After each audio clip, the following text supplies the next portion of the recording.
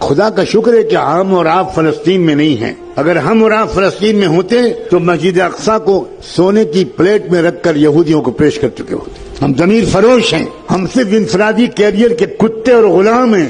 ہم نے اپنا اجتماعی اور قومی مقصد بالکل عرصے سے بلا رکھا ہے. آخری بات کہتا ہوں، اگر اس کے بعد آپ کی آج کی رات کی نیند حرام نہ ہو تو مجھے نہیں معلوم آپ کے اندر ایمان کا ذرہ باقی ہے کہ نہیں. صحیح حدیثوں سے معلوم ہوتا ہے کہ آخری زمانے میں پھر انصاف قائم ہوگا.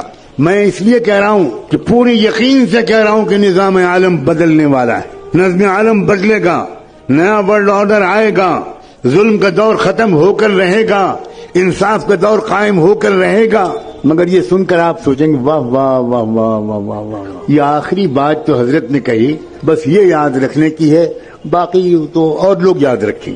جب انصاف کا نظام قائم ہوگا تو ہمیں کیا فکر کرنے کی ضرورت ہے. اب سنیے آگے، امام مہدی کے جس جماعت کے ذریعے سے دنیا بھر میں ایک نیا ورلڈ آرڈر آئے گا، امام مہدی کے ساتھ صرف 12,000 مسلمانوں. سن رہے ہیں آپ؟ 1 ارب مسلمانوں میں سے 12,000 اللہ تعالیٰ چھانٹے گا. اس کا مطلب یہ ہوا کہ 12,000 کو مائنس کر دیجئے، باقی لوگ اللہ کے نزدیک مسلمان ہی نہیں.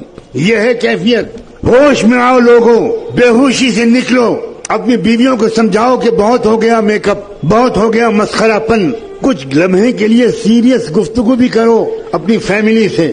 مستقبل اسلام کا ہے، میں قسم کھا کے کہہ رہا ہوں. مستقبل یہودیت کا نہیں ہے، مستقبل صہیونیت کا نہیں ہے، مستقبل برہمنیت کا نہیں ہے، مستقبل اسلام کا ہے.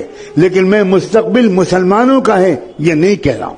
بہت فرق ہے دونوں باتوں میں. مسلمانوں کا مستقبل اور اسلام کا مستقبل.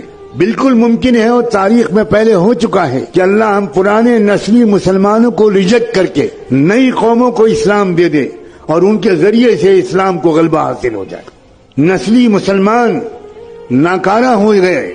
اللہ نے قرآن میں صاف کہا ہے وَإِن تَتَوَلَّوْا يَسْتَبْدِلْ قَوْمًا غَيْرَكُمْ ثُمَّ لَا يَكُونُوا أَمْثَالَكُمْ. اگر تم ناقدری کرو گے اسلام کی تو اللہ تمہیں بدل دے گا، تمہیں ریجیکٹ کر دے گا اور ایک نئی قوم لے آئے گا اور وہ تمہاری طرح نکمی نہیں ہوگی. اور ہم دیکھ رہے ہیں ایک طرف مسلمانوں کے مرتد ہونے کا سلسلہ چل رہا ہے. آپ کی لڑکیاں مرتد ہو رہی ہیں. آپ نے جن لڑکیوں کو کالجوں میں بھیجا، ان کو موبائل دیا، ان کی تربیت نہیں کی، ان کے ساتھ نہیں بیٹھے، ان کو اسلام نہیں سمجھایا، ان کو قرآن نہیں سمجھایا، وہ لڑکیاں کیا کر رہی ہیں مجھے بتانے کی کوئی ضرورت نہیں.